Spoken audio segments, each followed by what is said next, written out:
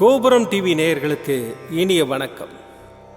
இன்று பிறந்தநாள் காணும் மற்றும் மணநாள் காணும் அத்துணை சகோதர சகோதரிகளுக்கும் எங்களது இனிய வாழ்த்துக்கள். பாபாவின் ஆசிகளோடு பல்லாண்டு காலம் நீங்கள் எல்லா வளங்களும் செல்வங்களும் பெற்று நலமுடன் வாழ வாழ்த்துகிறோம்.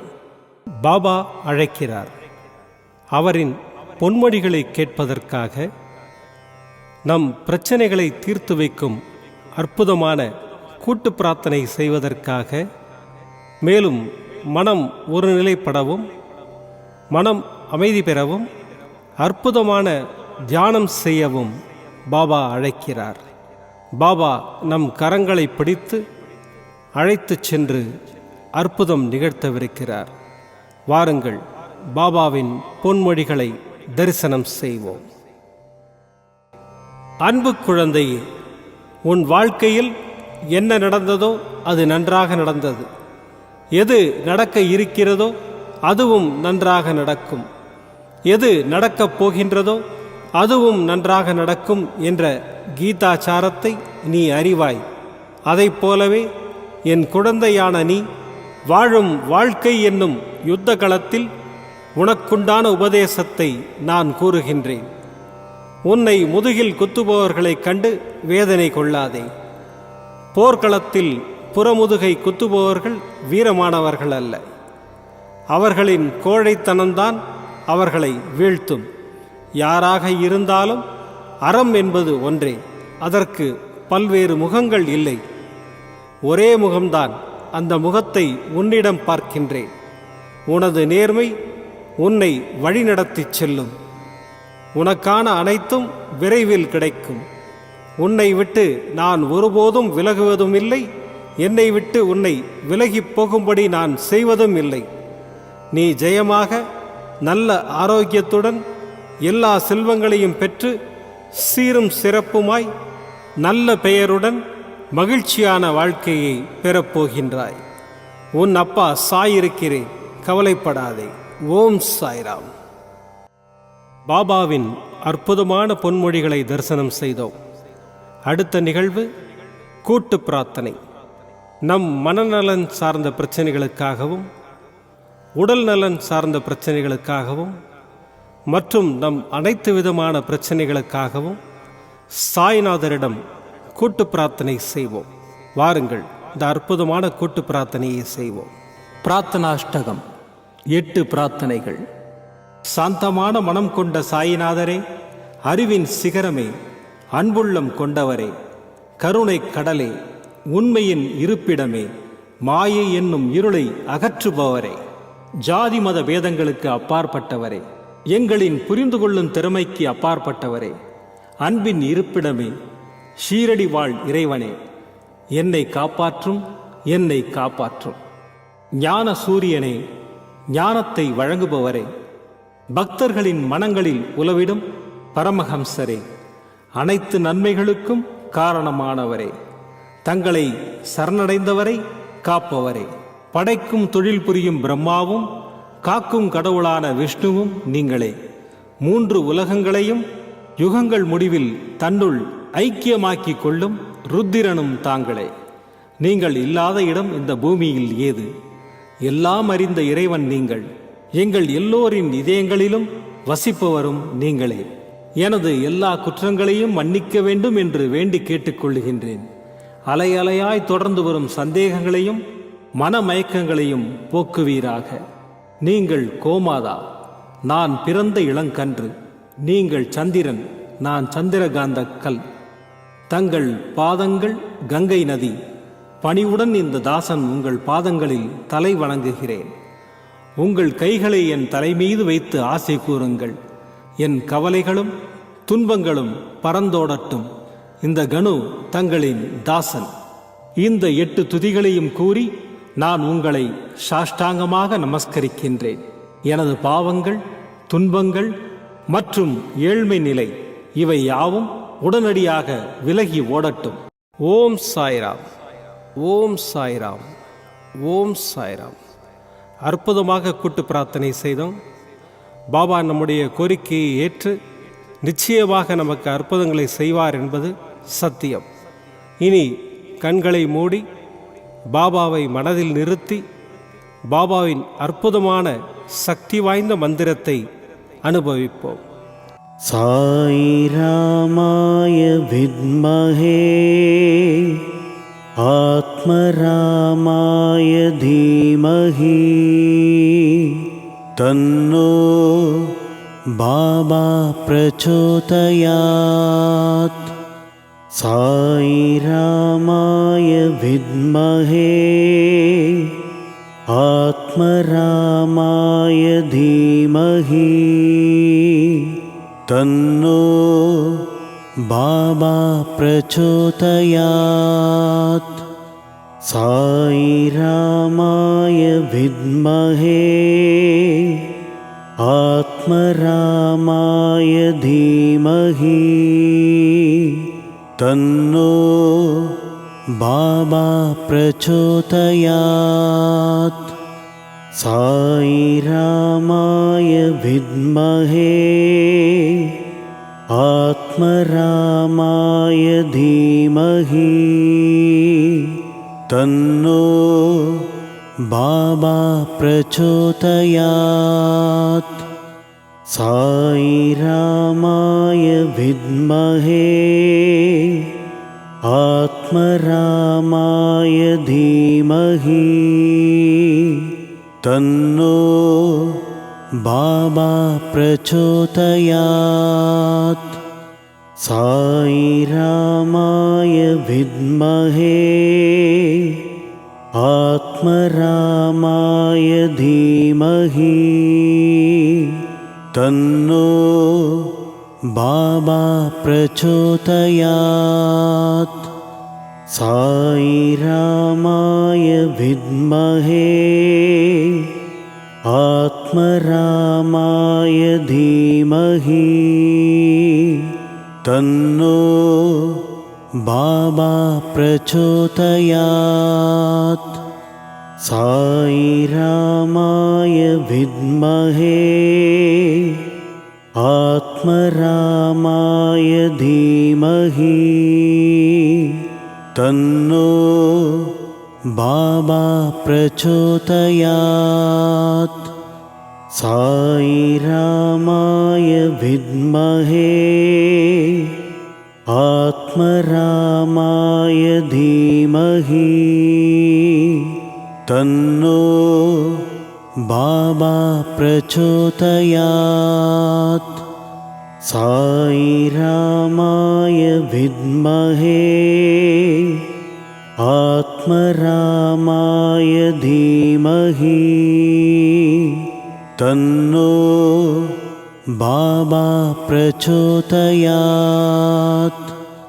சாயி ராமாய வித்மஹே ஆத்மராமாய தீமஹி தன்னோ பாபா பிரச்சோதயாத். சாயி ராமாய வித்மஹே ஆத்மராமாய தீமஹி தன்னோ பாபா பிரச்சோதயாத். சாயி ராமாய வித்மஹே ஆத்மராமாய தீமஹி தன்னோ பாபா பிரச்சோதயாத். சாயி ராமாய வித்மஹே ஆத்மராமாய தீமஹி தன்னோ பாபா பிரச்சோதயாத். சாயி ராமாய வித்மஹே ஆத்மராமாய தீமஹி தன்னோ பாபா பிரச்சோதயாத். சாயி ராமாய வித்மஹே ஆத்மராமாய தீமஹி தன்னோ बाबा प्रचोदयात्। साई रामाय विद्महे आत्मरामाय धीमहि तन्नो बाबा प्रचोदयात्। साई रामाय विद्महे आत्मरामाय धीमहि तन्नो बाबा प्रचोदयात्। साई रामाय विद्महे आत्मरामाय धीमहि तन्नो बाबा प्रचोदयात्। साई रामाय विद्महे आत्मरामाय धीमहि तन्नो बाबा प्रचोदयात्। साई रामाय विद्महे आत्मरामाय धीमहि तन्नो बाबा प्रचोदयात्। साई रामाय विद्महे आत्मरामाय धीमहि तन्नो बाबा प्रचोदयात्। साई रामाय विद्महे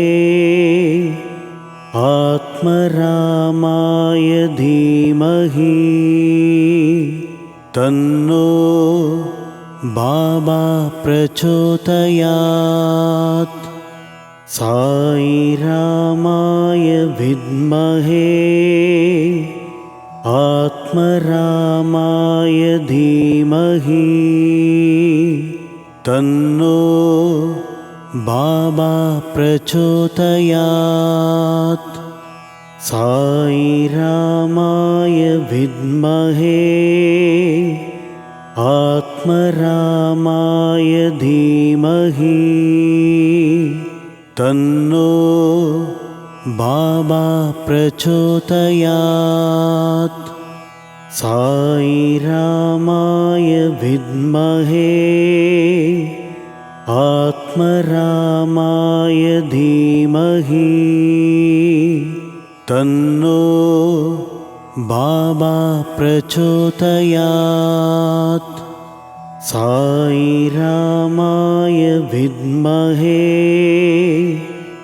आत्मरामाय धीमहि तन्नो बाबा प्रचोदयात्। साई रामाय विद्महे आत्मरामाय धीमहि तन्नो बाबा प्रचोदयात्। साई रामाय विद्महे आत्मरामाय धीमहि तन्नो बाबा प्रचोदयात्। साई रामाय विद्महे आत्मरामाय धीमहि तन्नो बाबा प्रचोदयात्। साई रामाय विद्महे आत्मरामाय धीमहि तन्नो बाबा प्रचोदयात्। साई रामाय विद्महे आत्मरामाय धीमहि तन्नो बाबा प्रचोदयात्। साई रामाय विद्महे आत्मरामाय धीमहि तन्नो बाबा प्रचोदयात् साई रामाय विद्महे आत्मरामाय धीमहि तन्नो बाबा प्रचोदयात्. மீண்டும் நாளை காலை இந்த அற்புதமான பாபா அழைக்கிறார் நிகழ்ச்சியில் சந்திப்போம். நன்றி, வணக்கம். விதம் விதமான பக்தி நிகழ்ச்சிகளை உங்களுக்காக தந்து கொண்டிருக்கிறது உங்கள் கோபுரம் டிவி. உங்களுக்கு பிடித்த நிகழ்ச்சிகளை லைக் செய்யுங்கள், உங்களுக்கு பிடித்த மாணவர்களுக்கு ஷேர் செய்யுங்கள். மேலும் சப்ஸ்கிரைப் செய்வதோடு மட்டுமல்லாது அருகில் இருக்கும் பெல் பட்டனை கிளிக் செய்து கோபுரம் டிவி நிகழ்ச்சிகளை உடனுக்குடன் தெரிந்து கொள்ளுங்கள். மற்றும் ஒரு மகிழ்ச்சியான செய்தி, கோபுரம் டிவி ஆப்பை கூகுள் பிளே ஸ்டோரில் ஃப்ரீ டவுன்லோட் செய்து கோபுரம் டிவி நிகழ்ச்சிகளை தொடர்ந்து கண்டுகளியுங்கள், பாருங்கள், ரசியுங்கள், பரவசமடையுங்கள். gopuramtv.com. பக்தி பக்திமயம்.